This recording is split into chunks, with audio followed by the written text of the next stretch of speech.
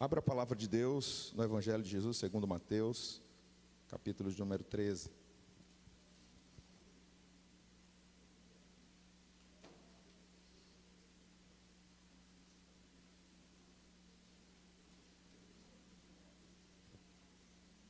Evangelho de Jesus segundo Mateus, capítulo 13, versículo 3.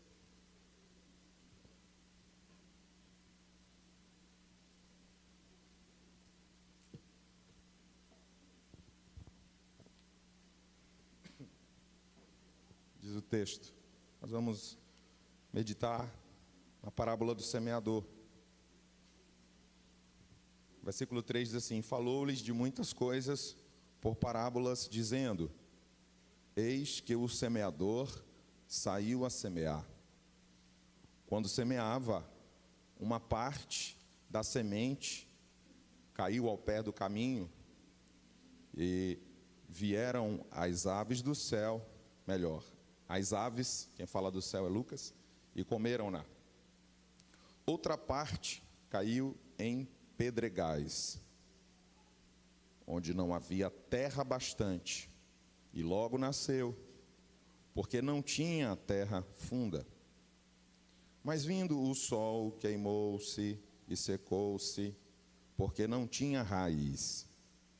Outra caiu entre espinhos, e os espinhos cresceram e sufocaram-na. Outra caiu em boa terra e deu fruto. Um grão produziu 100, outro 60 e outro 30.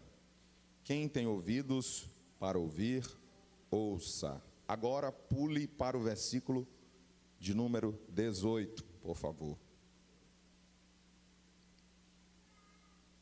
Escutai, pois, a parábola do semeador. 19. Ouvindo alguém a palavra do reino, e não a entendendo, vem o maligno e arrebata o que foi semeado no seu coração. Este é o que foi semeado ao pé do caminho. O que foi semeado em pedregais é o que ouve a palavra e logo a recebe com alegria. Mas não tem raiz em si mesmo, antes é temporão. E chegará a angústia e a perseguição por causa da palavra, logo se ofende.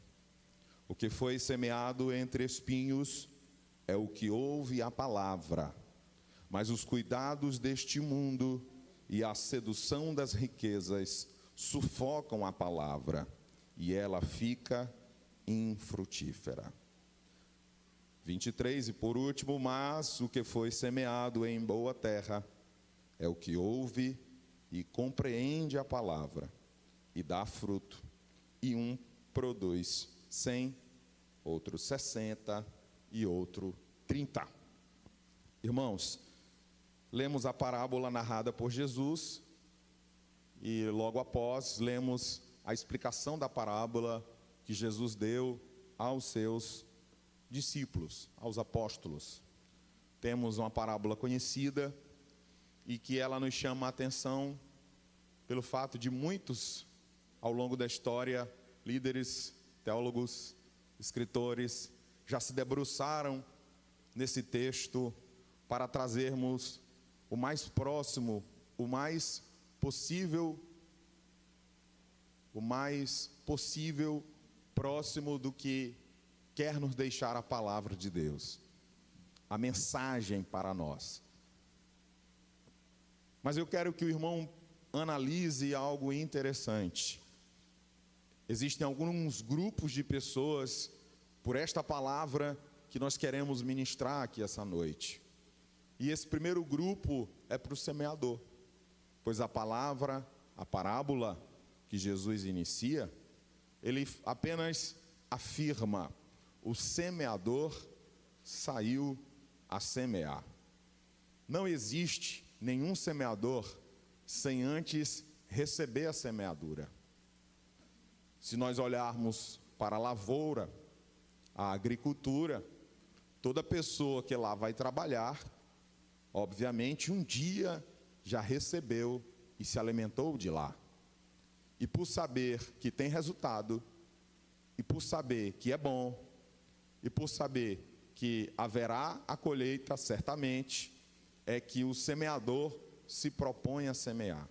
É que o lavrador se propõe a lavrar a terra, a cuidar da terra, a semear para cegar, plantar para colher.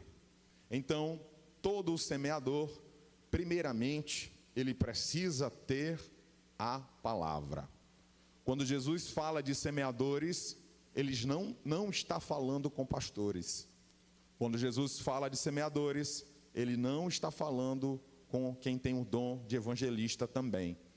Ele não está falando com os 5 dons ministeriais que Paulo vai registrar. Jesus está falando a todos os seus ouvintes, mas quem entendeu, e a mensagem era direta inclusive a estes, foram os seus discípulos e os seus apóstolos. Significa dizer que quando Jesus fala de semente e de semeadura, ele está falando contigo, ele está falando comigo. O tema que Deus nos direcionou para o ano de 2025 é ano de frutificação. Bem, pelo menos uma vez por mês, nós temos uma palavra para trazer à igreja, mostrando a necessidade que cada um de nós tem de ser um verdadeiro discípulo de Jesus e que precisa dar bons frutos, precisa frutificar para a glória de Deus. Eu olho novamente para esse texto e penso, alguém pode imaginar, eu não tenho capacidade para ser semeador. Jesus não diz uma palavra que o semeador era a pessoa mais preparada, que o semeador era aquele que tinha o melhor curso de teologia, que o semeador era aquele que tinha o melhor curso de missiologia. Com isso eu não estou aqui dizendo que não temos que estudar e nem temos que nos preparar. Não é isso. Eu só estou dizendo que Deus, Ele quer que você que é semeador, deixe de dar desculpas e comece a semear. Deus está falando com você que tem a palavra no teu coração. Você sabe que a palavra é a verdade. A palavra frutifica em você, mas por algum motivo você não está semeando. Eu sei que quando a palavra diz que o semeador saiu a semear, não diz que o semeador não tinha problemas. Não diz que o semeador não tinha decepções. Não diz que o semeador não tinha doenças. Não diz que o semeador não tinha dificuldades, inclusive financeiras. Há uma taxação, há algo imperativo, melhor dizendo. O semeador saiu a semear. Há, de fato, um comportamento deste semeador, independente das circunstâncias que ele estava vivendo. Se você for olhar na história da Inglaterra, do Evangelho, lá, por exemplo, um dos maiores ganhadores de alma naquele lugar, não era um clérigo, não era um filósofo, não era um autodidata, foi um tal de William Whittingham, se eu não erro a pronúncia, e ele era apenas um minerador. Trabalhava em uma mina, estava e vivia sujo de carvão, mas ele tinha um compromisso de semear o Evangelho. Com isso eu não estou dizendo que Deus vai usar o iletrado apenas, não. Deus vai usar o letrado e o iletrado, porque Deus quer usar o semeador. Não interessa que cargo você tem, não interessa que preparo acadêmico, teológico, filosófico você tem. O que importa é que você precisa ser um semeador disponível para semear semente.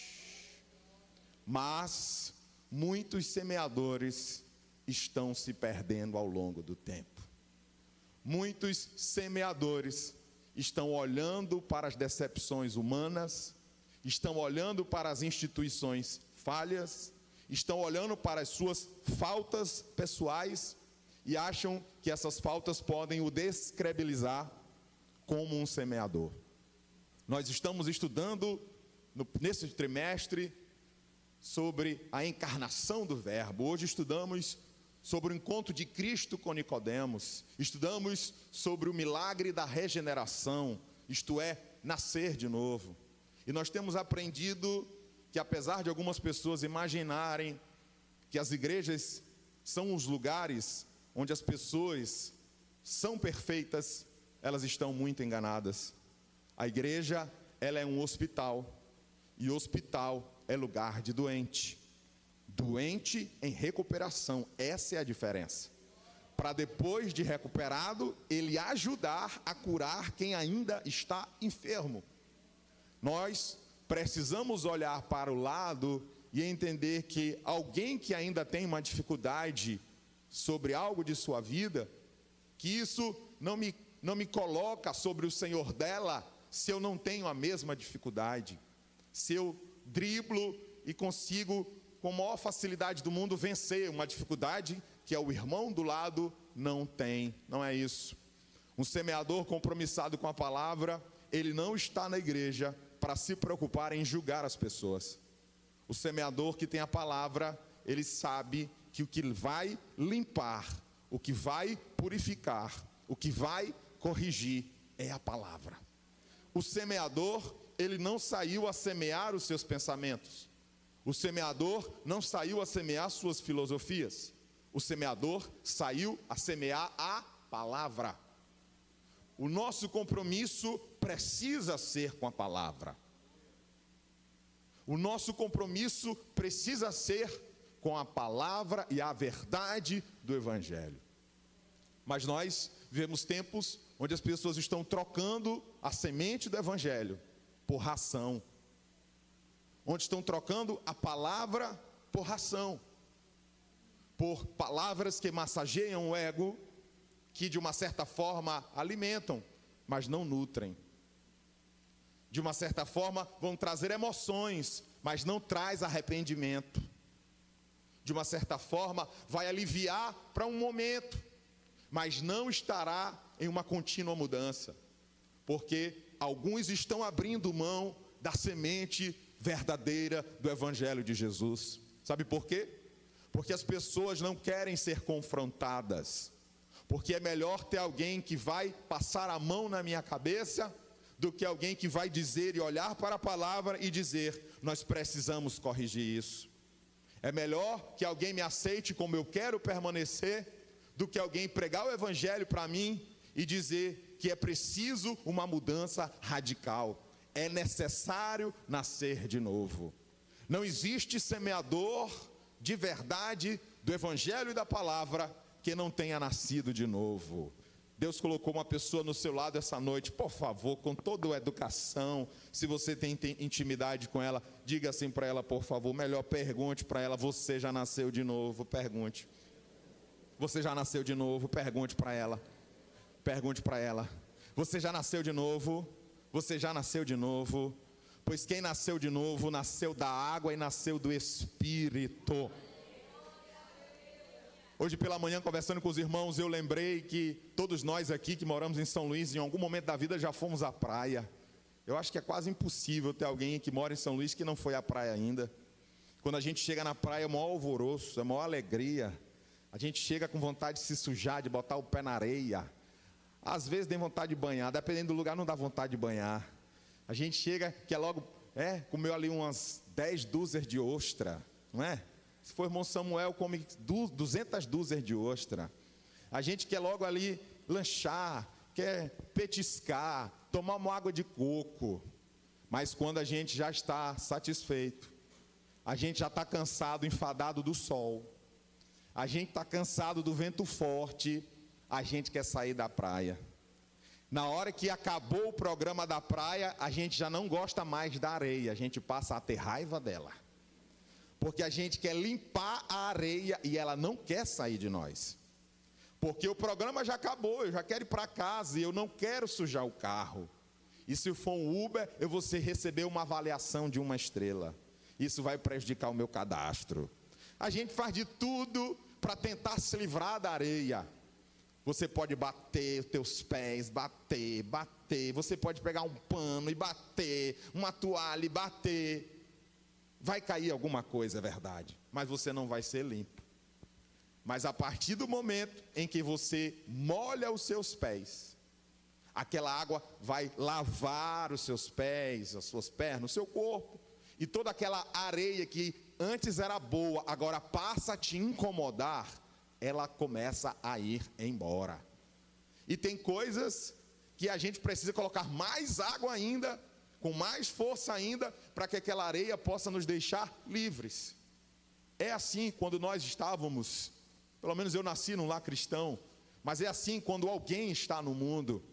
O pecado é convidativo, até para quem nasce no evangelho, o pecado é convidativo. O pecado é agradável, é bom no começo, mas depois vem o prejuízo que ele vai causar. Depois vem a sujeira que ele vai trazer. Aí vem a dificuldade de se limpar dessa sujeira. Por isso Jesus disse que era necessário nascer de novo, que é necessário nascer da água e do Espírito. Quando nós nos arrependemos dos nossos pecados e nos entregamos a Cristo Jesus o Senhor, esta água espiritual, ela nos lava e tira de nós todo o pecado, tira de nós toda a sujeira, tira de nós e nos deixa limpo, tira de nós toda a impureza e nos purifica para a glória do seu nome.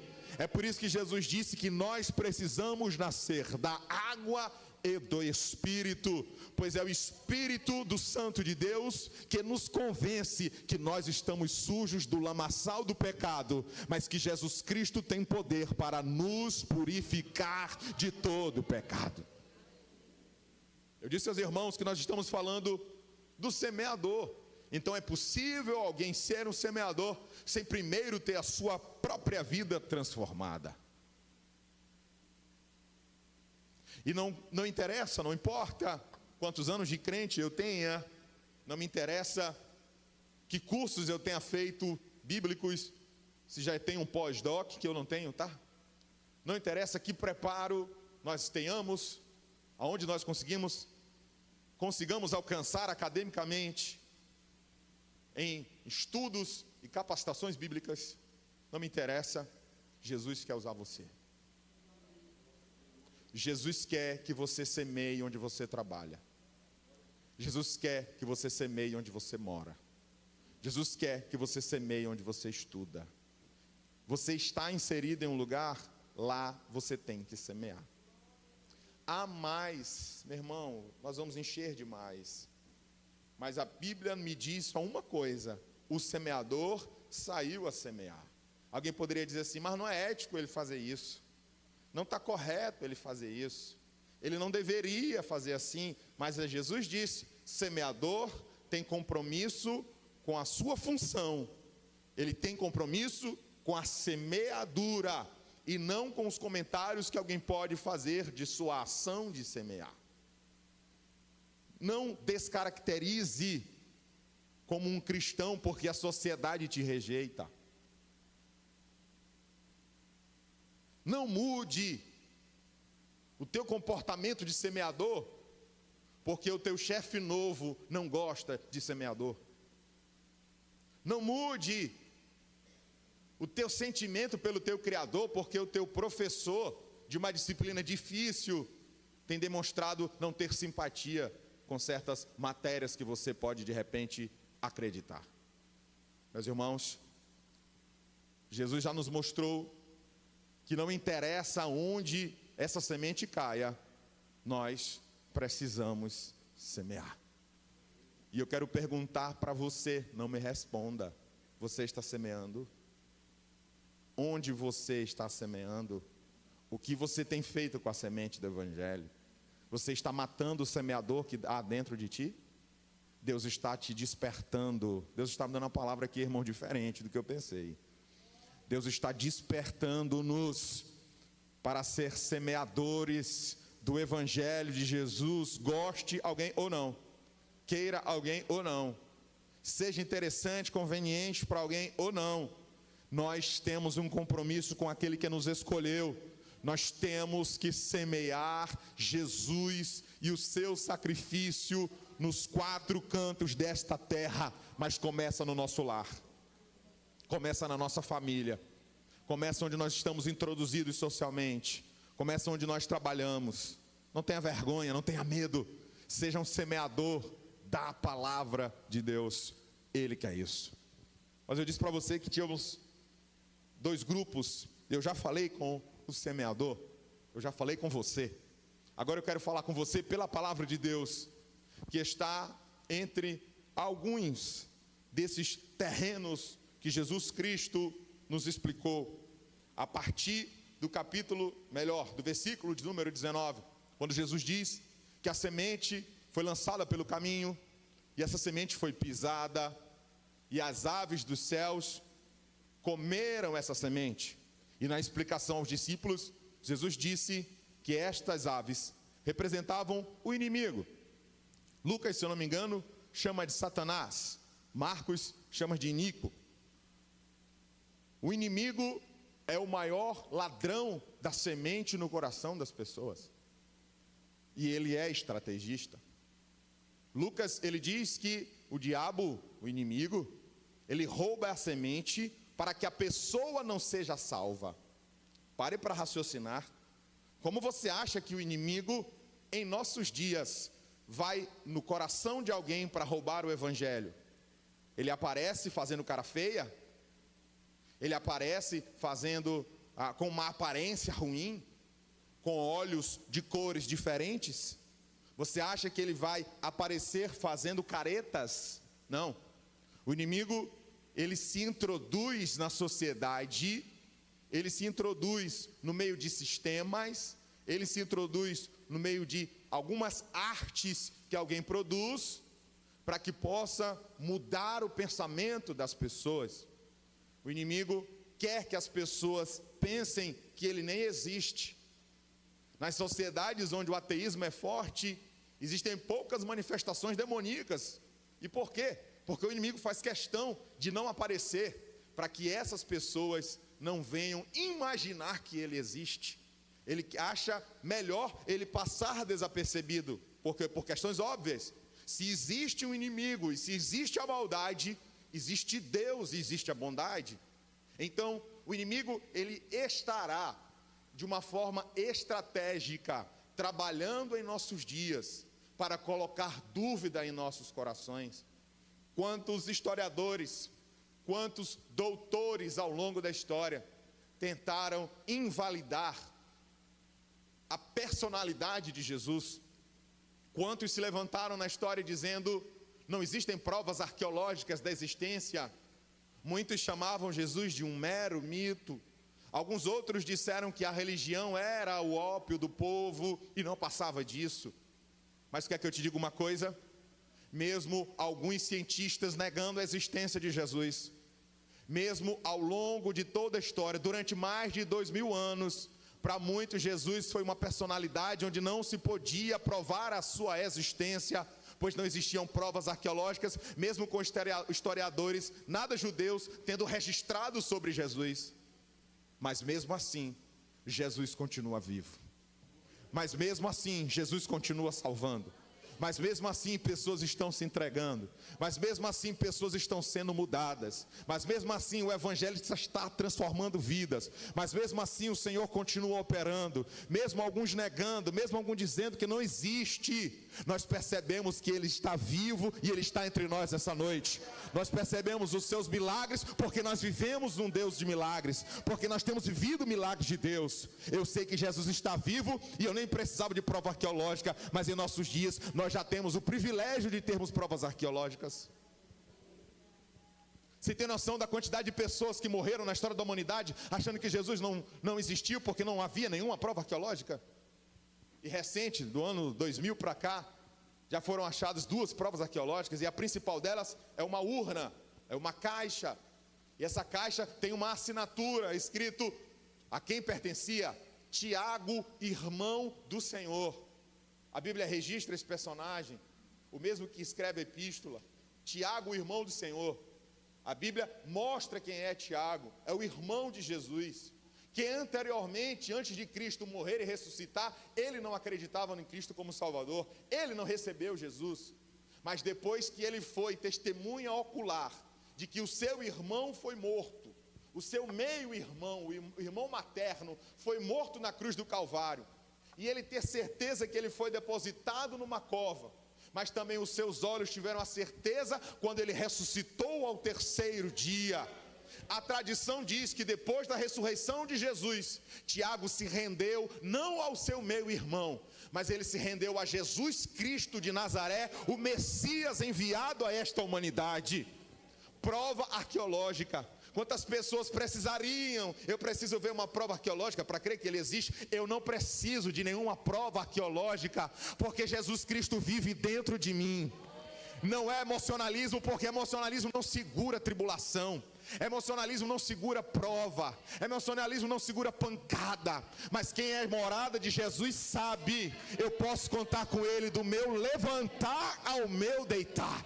Quem tem Jesus sabe, eu posso estar triste, eu posso estar depressivo, eu posso estar na angústia, eu posso estar na aflição, eu posso estar na tristeza, eu posso estar na prova, eu posso estar na necessidade, mas eu tenho o meu Jesus dentro de mim, e porque Ele está em mim, eu tenho a garantia da minha vitória. Não é pelo nosso ânimo, não é por nossa saúde física, não é por nossa saúde financeira, não é por nossa saúde psicológica. Jesus Cristo está vivo, e Ele não está vivo só até amanhã. Jesus Cristo está vivo para sempre. Pesquise e você vai ver. Muitos muçulmanos estão se entregando a Cristo nos últimos anos, principalmente nos últimos 3 anos, pós-pandemia. Muitos muçulmanos estão se entregando para Cristo. E maior parte desses homens, desses muçulmanos que estão se entregando, estão tendo experiências pessoais com Jesus. Eu disse experiências pessoais. Eu estou falando de pessoas que Jesus Cristo se apresentou personificamente a elas. Um dos últimos casos, nós vimos que o missionário estava cercado, pois alguns muçulmanos queriam matá-lo, e ele pregava o evangelho de Jesus. E sim, Jesus bradou no meio de um redemoinho, dizendo que aqueles homens não poderiam matar o missionário, da mesma forma como Deus fez com o apóstolo Paulo, quando se revelou para ele, de uma forma estrondosa. Pesquise e você vai ver. Se eu não me engano, é o site Gospel Prime explicou essa história. E depois daquele momento, aqueles homens se entregaram a Cristo Jesus, o Senhor. Estou falando de muçulmanos que estavam doentes em hospitais. Jesus desceu do céu, visitou e curou. E depois dessa experiência de cura, eles se renderam a Jesus. Eu não estou falando brincadeira, irmãos. Hoje, com a facilidade da internet, você pode pesquisar isso em questão de segundos. Não tem como alguém ficar mentindo e sustentando mentira por aí. Jesus está se apresentando. É tempo de nós pregarmos o Evangelho. Se não pregarmos o Evangelho, as pedras irão pregar, os microfones irão pregar, os púlpitos irão pregar, os anjos têm vontade de pregar, mas não podem. Meu irmão, desperta, porque Deus quer usar você. Se você está numa eminência social, Deus quer te usar lá. Se você no seu dia a dia está próximo de pessoas que você percebe que elas estão gritando, precisando de um Salvador, não negue o Salvador Jesus Cristo a essas pessoas. Não esconda quem é Jesus delas. Você não tem esse direito. Jesus quer nos usar para esta geração. Não interessa como você está, Jesus te constituiu como semeador. Você foi salvo pela cruz de Cristo. Você já nasceu de novo da água e do Espírito, pois tu és um semeador. Jesus quer usar a tua vida como semeador. Mas Jesus dizia que muitos perdem o evangelho do coração, a semente fica infrutífera. E por quê? Porque eles dão crédito para as pessoas que dizem milagre não existe. Porque elas dão crédito para as pessoas que dizem Deus não existe. Para aquelas pessoas que dizem que se Deus existe, como é que tem tanta gente passando fome? Se Deus existe, por que tem tanta maldade no mundo? Como que se Deus é que tivesse que tomar as decisões pelo homem?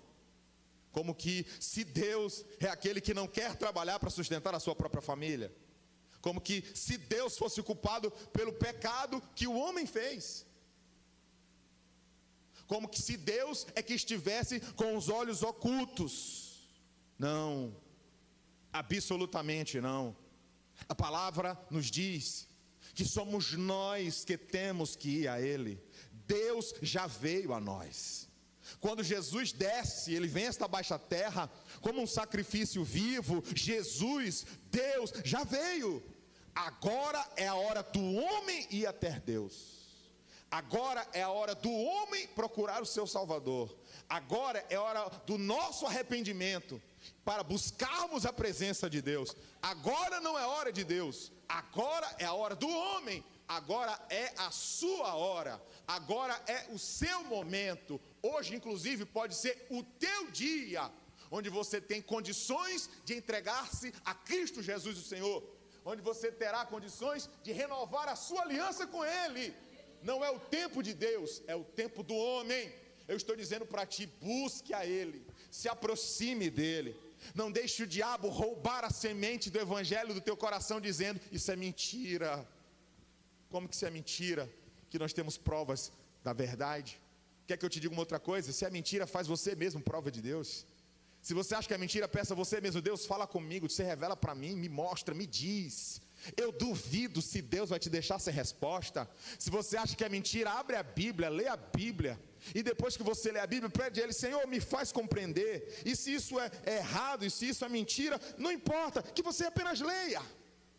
Eu conheço uma história verídica de uma pessoa que ele fez um desafio com um irmão. Ele disse ao irmão que a Bíblia era uma mentira. E o irmão disse, não, a Bíblia é verdade. E ele insistiu, a Bíblia é mentirosa. Ele, não, a Bíblia é verdade. E ele disse assim, bora fazer um combinado, bora.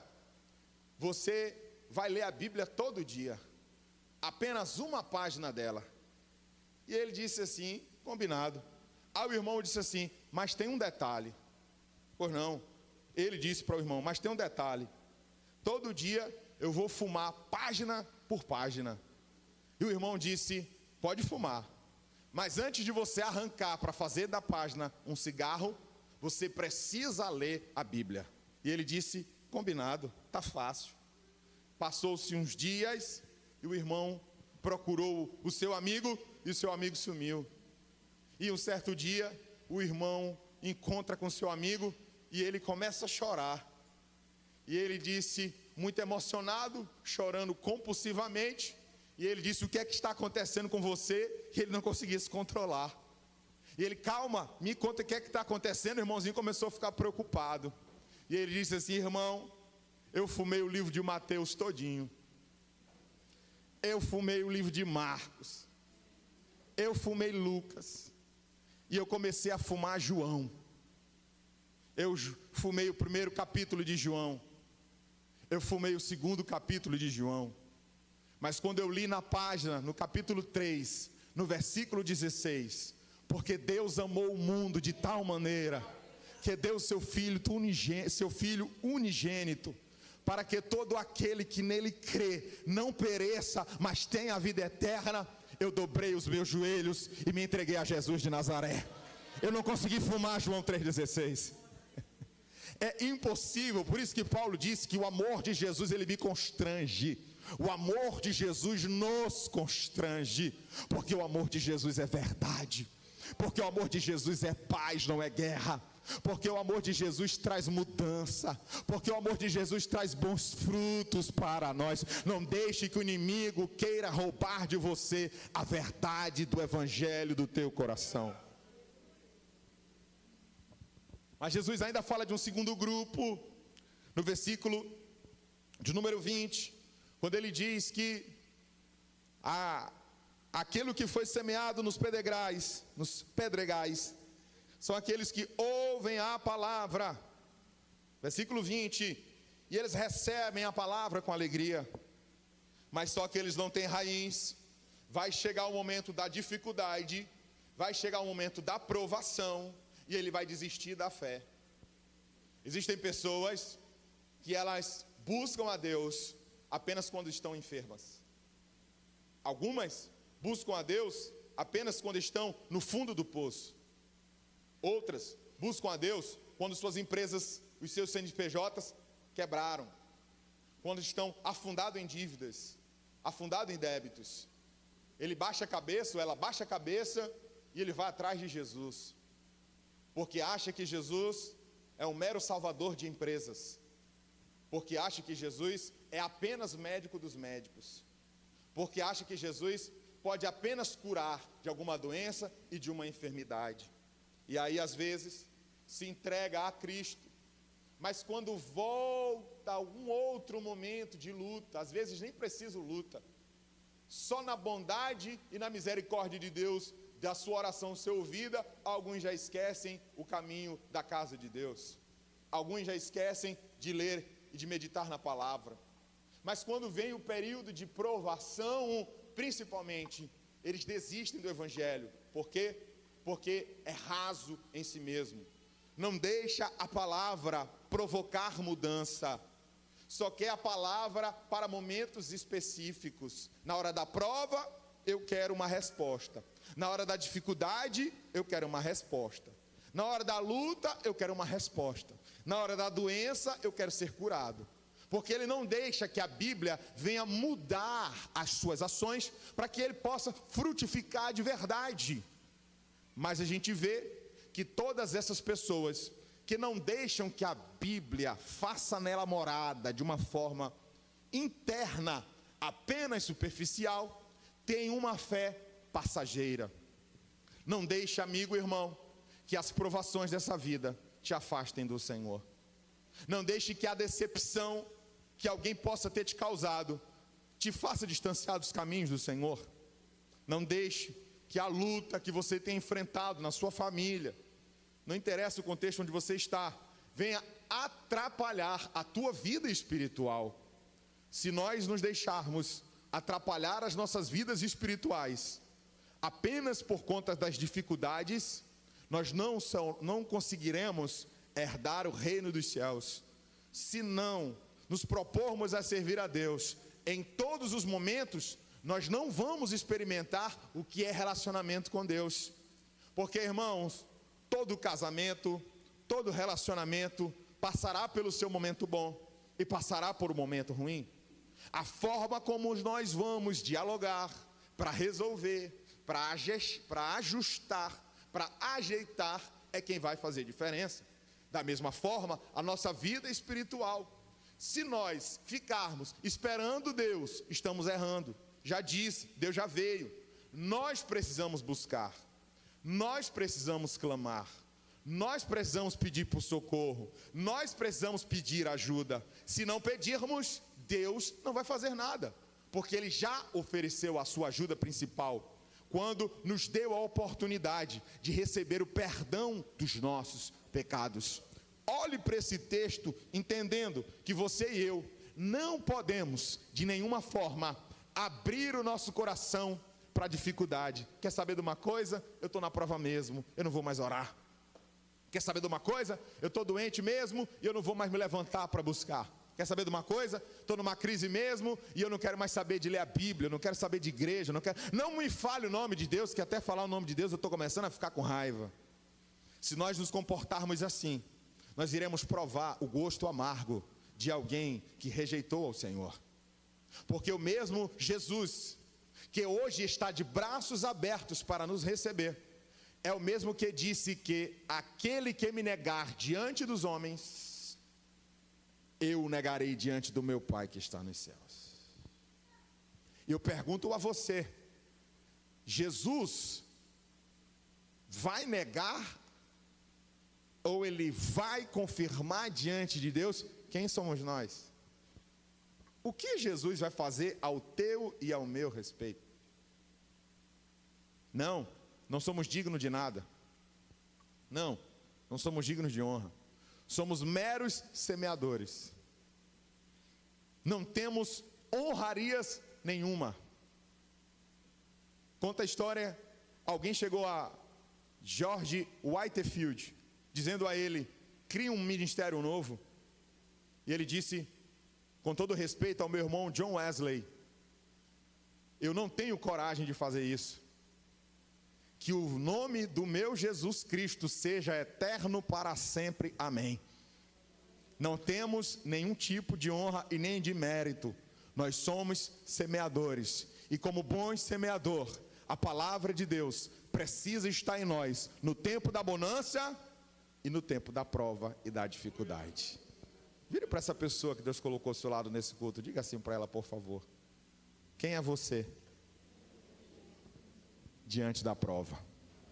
Pergunta, ela não fica com vergonha, não tem nada não. Pergunte para ela assim, quem é você quando a dificuldade chega? Quem é você quando a depressão te abraça? Quem é você quando a crise de ansiedade quer te dominar? Você vai desistir da tua fé? Olhe para cá. Quem é você quando a doença te visita? Nos teus ossos, na tua carne, na tua casa? Quem é você? Será que você só consegue ser fiel se tudo estiver bem? Será que você só consegue servir se as coisas estão dando certo para você? Não, não deve ser assim. Não é isso que Deus quer de nós. Deus quer de nós compromisso. Compromisso de quem foi chamado, de quem foi escolhido. Eu preciso correr, mas vamos lá para o terceiro.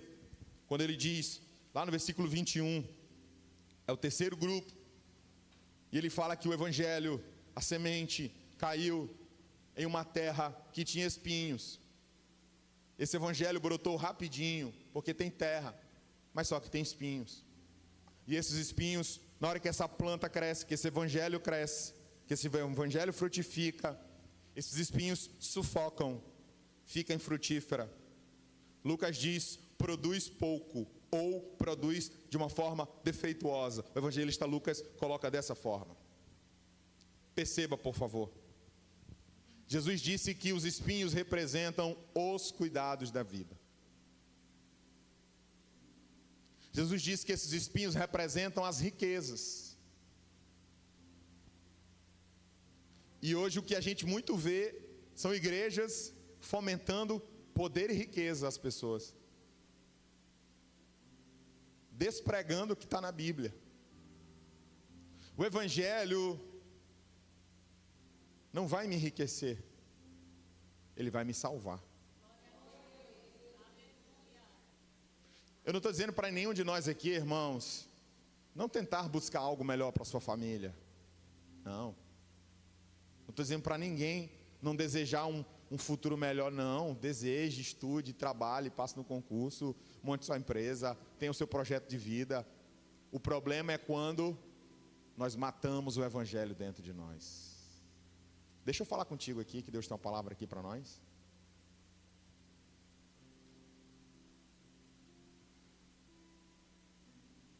Qual é a vontade que é mais forte dentro de ti? É servir a Deus? Ou chegar ao teu primeiro milhão? Ou teu segundo?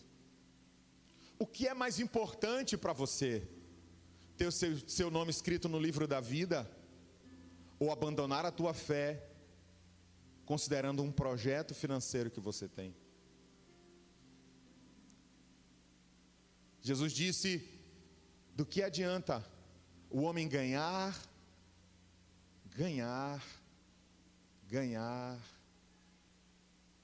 mas perder? O que adianta ganhar o mundo inteiro? O que adianta ganhar tudo que nós sonhamos e sufocarmos o evangelho dentro de nós? Eu me lembro que uma vez, eu tinha 17 anos, faz tempo. A minha mãe chegou para mim e disse, meu filho, eu vou pagar para você ir embora para a Argentina estudar medicina. E eu disse, eu vou pesquisar, para saber quanto era. Lembro como se fosse hoje. Na época, eu já estava estudando enfermagem no meu primeiro período. E aí nós fizemos a pesquisa, descobri onde tinham as universidades, onde tinham os pensionatos, e os valores que a gente ia gastar, tanto de mensalidade na época, custo de vida e etc. A faculdade na época era R$730. E a gente ia gastar em reais, com todo o custo de vida que eu já citei, R$800. A minha mãe disse na época assim, meu filho, tu vai. Aí eu, tá bom, eu vou. Aí eu comecei a estudar mais, comecei a pesquisar mais. E comecei a ler coisas em comunidades escritas por outros brasileiros que começaram a me dar medo. Eu comecei a saber de coisas que aconteciam e quando eu lia eu dizia assim, Senhor, eu acho que se eu estiver lá eu não tenho força não. E minha mãe ficou insistindo para mim, tu vai. E eu disse, não mãe, não sei. E ela começou a ficar com medo, não, tu vai. Queria muito ter um filho médico, coitado. E eu disse assim para ela, mãe, eu li um negócio aqui, que lá nas repúblicas, não estou dizendo que todas são assim, tá irmãos? Estou falando naquela que a gente escolheu, que cabia no orçamento, como é. Eu disse, eu li aqui que tem um monte de festa. Lá ninguém é de ninguém. Ninguém tem um quarto específico para dizer que é só seu, que não é para entrar nem homem nem mulher. Mãe, se eu for, eu peco. Eu me conheço. Aí a senhora vai escolher o que é que a senhora quer. Ter um filho crente ou um filho médico. Nunca mais ela mandou eu ir. Irmão, eu li, eu me senti fraquinho. Eu disse, rapaz, eu não aguento isso, eu vou pecar. E todas as vezes que ela disse assim, rapaz, tu podia ter ido. Não ia, minha vida era outra. Talvez eu voltasse de lá até maconheiro, a senhora sabe. Destruindo os castelos da mente. Não é? Tem gente que é forte, mas eu me senti fraco na época. Eu me senti fraco e eu disse logo, eu bradei logo, não dá para mim. Não dá para mim. Tem prova, irmão, que um tira de letra. Agora tem outros, meu irmão, que um cheiro de um cigarro é a maior luta da sua vida.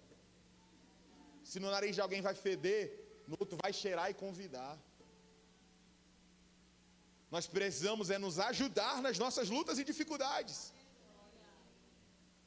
Porque o quarto e último grupo é o grupo que eu creio que nós estamos nele. É um grupo que quer um futuro melhor para os filhos. Irmão, meu sonho é poder também fazer isso com minhas filhas. Todo pai quer que o seu filho viva o que ele não viveu, de sonhos, de projetos. É assim ou não é, irmão? Cadê os pais que estão aqui? Eu estou mentindo, pai? A gente quer que o filho estude na escola que a gente não conseguiu estudar. A gente quer que o nosso filho vá fazer um curso de inglês que talvez a gente não conseguiu ter. Fazer um intercâmbio bom e ir para fora. A gente quer. Mas às vezes não dá. Às vezes a gente não consegue. Também temos que ter os nossos sonhos, os nossos projetos. Mas será que você já parou para pensar se o que você está sonhando para você ou para o seu filho é o que Deus está sonhando para ele também? Você já parou para imaginar? Deixa eu te contar um testemunho rapidinho aqui. Um amigo pastor conversou comigo de uma neta de um pastor que ele conheceu. E o pastor, não era neta, era filha. Queria que ela fizesse medicina. E a menina tinha uma chamada ministerial, missionária, muito forte. E ela dizia assim, pai, eu não quero fazer medicina. Eu quero logo ir para o campo missionário. E o pai dela dizia, não, minha filha, faz medicina. E nem argumentou, depois tu vai, depois não, faz medicina, vai trabalhar. Ela dizia, não, pai, o sonho dela era ser missionária. E ela sentia de Deus já tinha falado com ela, que ela nem iria estudar nada, ela iria direto para o campo missionário.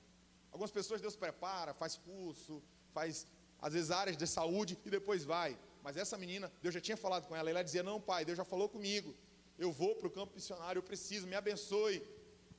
E o pastor disse não para ela. Estou contando para você uma história real. É em outro estado, não foi no Maranhão. E aí passou-se o tempo, essa menina começou a ficar muito triste, muito chorosa. E Deus usou uma profetisa no meio da casa do Senhor, que era de fora, ninguém conhecia, não conhecia ninguém, nem o pastor não conhecia ela. Deus tomou aquela mulher e disse assim na boca dela, homem, assim como ela não serve para a minha obra, como tu dizes, ela não servirá mais para ti a partir de hoje. Ao amanhecer, a jovem tinha perdido todas as suas faculdades mentais. Ela entrou em um surto. Porque às vezes nós sonhamos coisas e nós não temos a aprovação de Deus, mas nós queremos. Eu quero. E nos frustramos quando não acontece do jeito que a gente planejou. Mas a gente quer. Você já parou para pensar se o que você quer é o que Deus quer? O último grupo, como eu dizia aos irmãos, Jesus disse que o evangelho caiu, a semente caiu no coração. Essa terra guardou a palavra.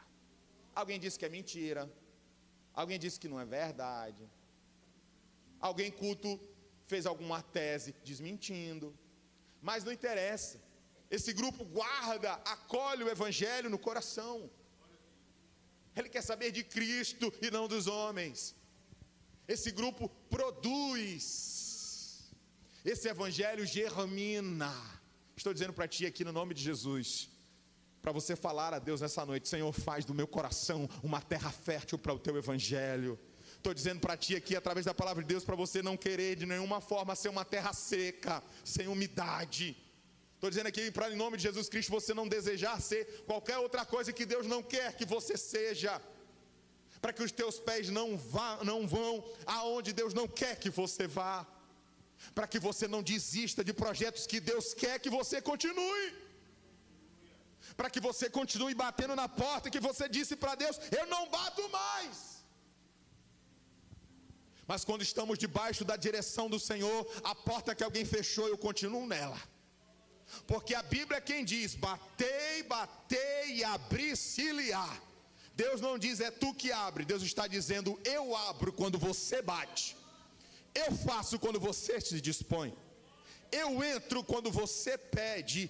Eu me levanto quando você ora. Eu respondo quando você chora. Eu faço quando alguém diz que não vai dar certo. Eu restituo quando alguém diz que não tem mais jeito. Eu sou o Deus que faço nova todas as coisas. Meu irmão, guarde o evangelho de Jesus no teu coração. O melhor lugar para você guardar o evangelho não é lá na pontinha dos teus dedos, para não passar de uma postagem. O melhor lugar para você ir acolher o evangelho é na sede do teu corpo, na sede da tua vida, das tuas emoções, da tua cabeça. Guarda no teu coração. A Bíblia diz em Provérbios: de tudo que se tem que guardar, guarda o teu coração, porque dele procedem as saídas da vida.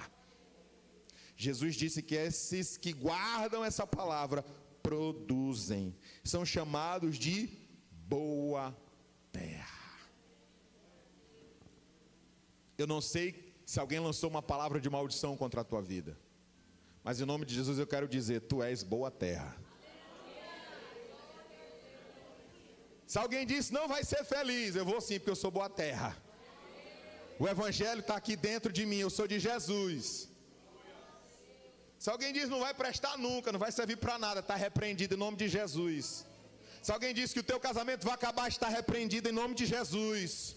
Você é boa terra. Quem é boa terra e quem tem Jesus no coração, Deus guarda.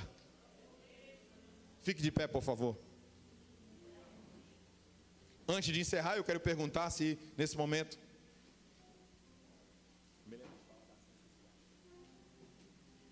se alguém deseja nesse momento entregar a sua vida a Jesus Cristo, Senhor. Onde está você que deseja renovar a sua aliança com Deus? Você que quer fazer um voto espiritual com o Senhor. Você que quer se entregar. Você que não quer mais viver para ti mesmo. Você que entendeu: eu sou uma boa terra. O evangelho está dentro de mim. Onde está você que deseja entregar-se a Cristo essa noite? Nós queremos ter a honra de orar por você. Onde está você que será a nossa primeira alma do mês de abril a entregar-se a Jesus Cristo de Nazaré, sem reservas? Até porque não tem como separar. A metade da terra vai crer e a outra metade não vai crer. A metade vai obedecer e a outra metade não. Deus está te chamando para você se entregar a Ele por inteiro, sem reservas, sem porcentagem. Há alguém que deseja? Nós vamos orar por você. Você que deseja voltar aos caminhos do Senhor. Alguém que deseja? Se alguém, nós vamos orar por você. Alguém quer renovar a sua aliança? Alguém quer confessar Jesus como seu Salvador? Se há alguém, nós vamos orar. Não havendo, vamos orar também, agradecendo a Deus por mais um culto, por sua palavra que nós ministramos aqui. Antes da gente encerrar, o irmão Josué pede para a gente avisar os irmãos que hoje nós iremos iniciar a colheita das cestas básicas, que será a programação de todo o primeiro domingo de cada mês, no culto de Santa Ceia. Cada família vai adotar uma família carente, trazendo uma cesta básica para o trabalho de obra social. Vai ajudar ainda mais a igreja. A gente faz esse trabalho, a gente compra as cestas básicas, mas a gente precisa envolver mais a igreja, para você também ensinar os seus filhos, tá? Então, seus filhos precisam ver esse gesto também de amor pelo próximo. Algumas pessoas foram comprar no supermercado e parece que está em falta, né? Está chegando aí a semana de Páscoa, então muita gente está comprando, então parece que está em falta aí umas cestas básicas em alguns supermercados. Aí eu vou pedir para o irmão Josué colocar no grupo da igreja, ou então pode projetar aí o Pix do irmão Josué, que é o nosso coordenador de ação social, junto com a irmã Aline, junto com a irmã Thalita Damasceno, para que eles possam comprar. A gente não perde essa viagem não, tá bom, Josué? Tá bom, meu filho? Então quem tiver já do mês de abril, quiser abençoar uma família carente, nós queremos abençoar as famílias carentes aqui da parte de trás da congregação, né? Da rua, na verdade, né? Na rua lateral, como é o nome da rua lá, Fabiana? Aquela que a gente foi naquele dia? Não lembro também. Filosofia. Na Rua da Filosofia tem algumas comunidades, tem a comunidade, algumas pessoas que nós queremos ajudar. Então, por favor, contribua, ajude, para que a gente possa também abençoar essas pessoas, tá? Aí em maio, o irmão já se prepara para no culto de Santa Ceia, sempre vai ser isso.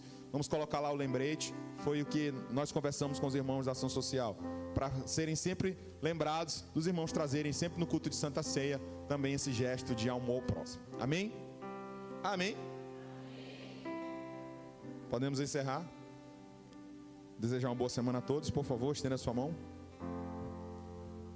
Que o amor de Deus, nosso Pai, a graça do Senhor Jesus Cristo, a comunhão e a doce consolação do doce Espírito Santo seja contigo hoje e sempre. Você concorda dizendo? Está encerrado. Uma boa semana.